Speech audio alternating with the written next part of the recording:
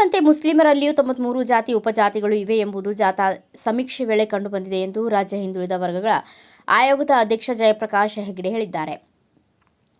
ಬೆಂಗಳೂರಿನಲ್ಲಿ ಸುದ್ದಿಗಾರರೊಂದಿಗೆ ಅವರು ಮಾತನಾಡಿದರು. ವರದಿಯಲ್ಲಿ ಮುಸ್ಲಿಮರನ್ನು ಒಂದೇ ಕಡೆ ಸೇರಿಸಿದ್ದೇವೆ, ಆದರೆ ಅವರಲ್ಲಿಯೂ ಜಾತಿ ಉಪಜಾತಿಗಳು ಇವೆ ಎಂದಿದ್ದಾರೆ.